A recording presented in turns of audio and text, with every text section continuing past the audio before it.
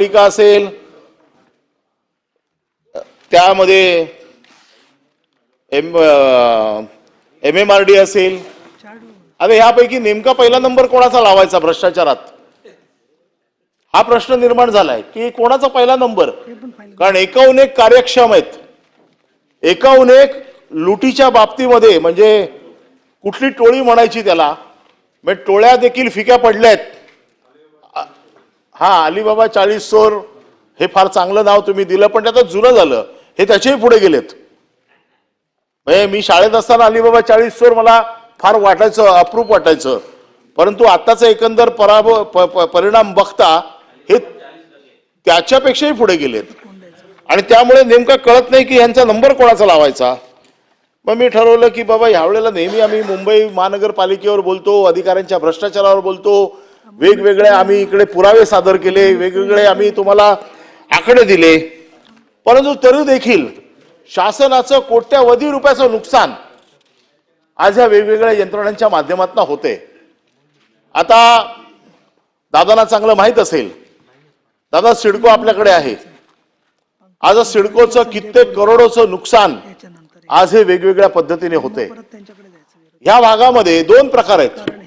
आता नवीन मुंबईमध्ये एवढ्या मोठ्या प्रमाणात डेव्हलपमेंट चालू आहे.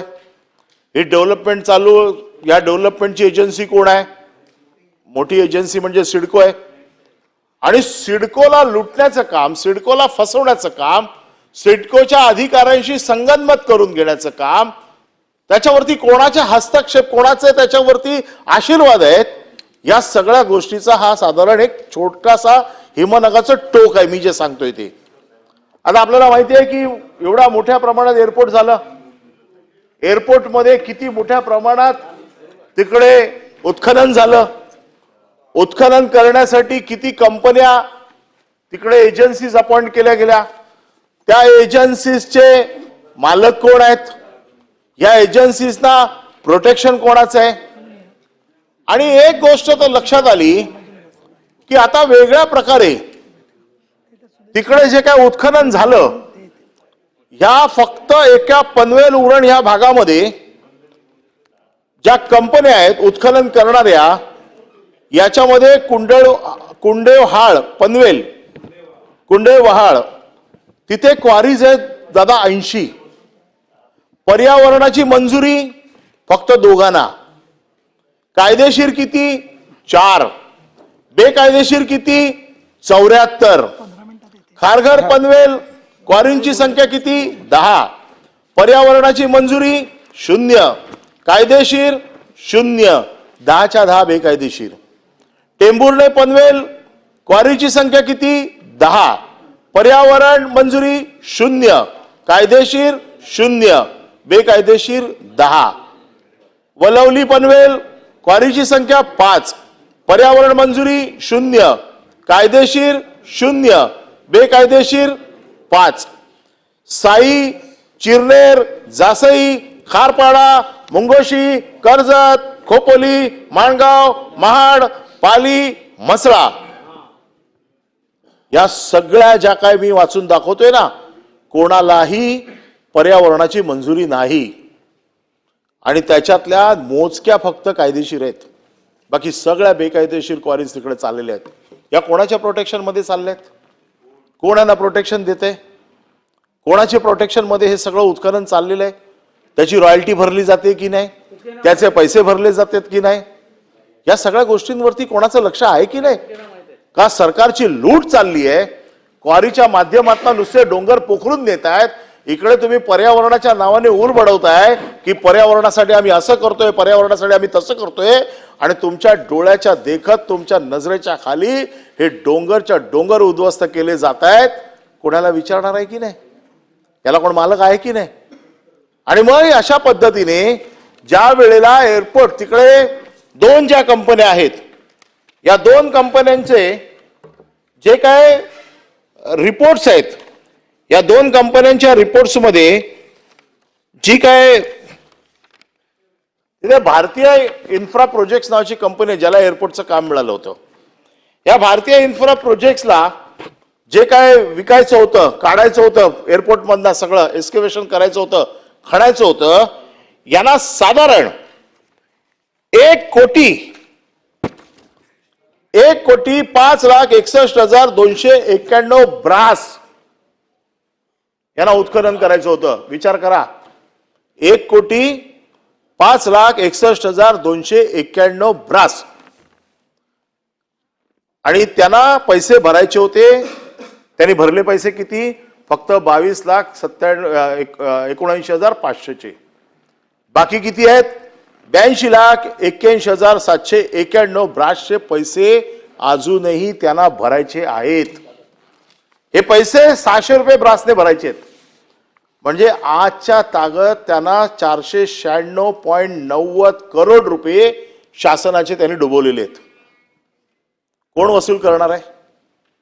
आहे तुमची हिंमत वसूल करायची? हे वसूल करायची हिंमत कोणाची आहे? कोणाचा आशीर्वादाने हे सगळं चाललंय? तिथे स्वराज नावाची एक कंपनी आहे. या स्वराज नावाच्या कंपनीने सगळं तिकडे मोनोपॉली करून टाकले. जेवढा एक्सक्लेवेशन होतं, जेवढा खंड जातं, हा सगळा माल ते उचलतात आणि मग ते ठरवतात बाजारात किती भावाने विकायचा आहे तो. काय चाललंय? ही मोनोपॉली कुठली आहे? ही दादागिरी कुठली आहे? हा नाही, मी नाव नाही मी नाव सांगितलं सांगतो, पण हे कोणाचं आहे? कोणाच्या प्रोटेक्शनने चाललंय? कोणाच्या पाठीशी आहे? कधी विचारणार आहे की नाही? बाकीचे असले असते कोण तर उचलून नेवायला टपाटप आतमध्ये टाकले असते. ईडी लागली असती, सीबीआय लागली असती, एनआय लागले, सगळ्या एजन्स्या लागून गेल्या असत्या. याचे मालक कोण आहेत ते शोधून काढा. त्याच्या मालकांची उत्तरं आम्हाला पाहिजे आहेत. किती आतापर्यंत तुम्ही पैसे वसूल केले, किती पैसे वसूल करायचे, आणि हे पैसे तुम्ही किती दिवसात वसूल करणार आहेत, याचं उत्तरामध्ये आम्हाला मिळालं पाहिजे उत्तर. कारण हा आम्ही तुम्हाला रेकॉर्डवरती देतोय. 496.90 कोटी रुपये. मी तेच सांगतोय. हे फक्त मी कोणाचं सांगतोय दादा? हे फक्त मी सांगतोय या कंपनीचं, जे स्वराजचं नाही. हे बॉम्बे भारतीय इन्फ्रा प्रोजेक्टचे. स्वराजचा तर वेगळाच विषय. अजून स्वराज तर अजून ते सगळं त्याचा रेट सगळं वेगळाच चालू आहे. नाव आहे ना तो तर म्हणजे तेच म्हटलं, त्याने तर पूर्ण कार्टलच केलेलं आहे. त्याच्यामध्ये त्याच्याशिवाय दुसरा कोण विचारूच शकत नाही. मिटकरी बाकी आहे. फक्त मी सांगितलं की हे जे काय आहे हे फक्त हिमनगाचं टोक आहे. हे मी तुम्हाला का हिमनगाचं टोक आहे सांगतोय, कारण ह्याच्यातला कागद माझ्या हातात आहे आणि सरकारकडनं आलेलं उत्तर आहे की एवढे पैसे आम्हाला यायचे. म्हणजे बेकायदेशीर अजून जे काय चाललंय ते वेगळंच चाललंय, पण सरकारने मान्य केलेला कागद हा माझ्या हातात आहे. त्या बाबतीतले सगळे हे तुमच्याकडे मी पाठवून देतो. त्या बाबतीतले कोणाकोणाकडे सर्टिफिकेट आहे, कोणाकडे नाहीये, त्याचा कागद मी आपल्याकडे पाठवतो. पण त्या बाबतीमध्ये जेवढ्या ऑर्डर्स झाल्या आहेत, जेवढ्या पिटिशन झाल्या आहेत, जेवढ्या कोर्टामध्ये याच्या ऑर्डर्स झालेल्या आहेत, या देखील तुम्ही जरा वाचून घ्या. सरकारला काय माहित नाही? या चोऱ्या काय सरकारला माहित नाही?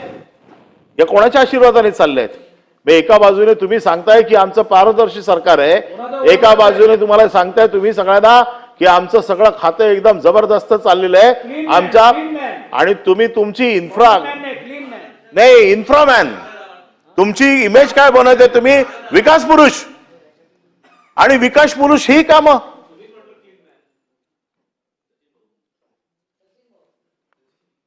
नाही, भाषण तर मी करतोय ना, मला काय बोलायचं ते बोलू देत ना, कारण मी बोललेलंच रेकॉर्डर येणार आहे. सचिन भाऊ बोललेलं रेकॉर्डर येणार नाहीये. आणि म्हणून माझं मत असं आहे की हे जे काय चाललंय हे केवळ हिमनगाचं टोक आहे. माझी सरकारकडनं अपेक्षा आहे की याच्या बाबतीमध्ये सरकारने याच्या बाबतीतला खुलासा करावा. ह्या ज्या कंपन्या मी तुम्हाला आता वाचून दाखवलेल्या आहेत, या 2 कंपन्यांची आपण सखोल चौकशी करून यांच्यामध्ये राहिलेले पैसे, हा फ्रॉड आहे सरकारची, याच्यामध्ये फसवणुकीचा गुन्हा दाखल झाला पाहिजे. कारण 500 कोटी रुपये एक एक कंपनी तुमचे डुबवते आणि तुम्ही त्याला मान्यता देताय. मग या कंपन्यांच्या बाबतीमध्ये कोणाला तरी तुम्ही कधीतरी विचारणार की नाही? आणि म्हणून मी साधा प्रश्न तुम्हाला विचारलाय की याच्या बाबतीमध्ये तुमच्याकडे आम्ही सगळे पेपर पाठवतो, या सगळ्या माहिती सकट पाठवतो. आपण याच्यामध्ये चौकशी करून याच्यामध्ये SIT स्थापन करून आपण याच्या बाबतीतला सगळा अहवाल आम्हाला तुम्ही देणार का? नंबर 1. सिडकोच्या बाबतीमध्ये अजून बरेच विषय आहेत, परंतु हे सगळ्या यंत्रणा या एकमेकाशी स्पर्धेत उतरलेल्या आहेत. ह्या स्पर्धेमध्ये सगळ्यांचा जर मी प्रत्येक डिपार्टमेंटवरती जर बोलायला गेलो तर प्रत्येक डिपार्टमेंटवरती 2-2 दिवस बोलावं लागेल. म्हणून मी फक्त आज तुम्हाला हिमनगाचं टोक प्रत्येक गोष्टीतलं दाखवून देतो की हे हिमनगाचं टोक सिडकोमध्ये आहे, हे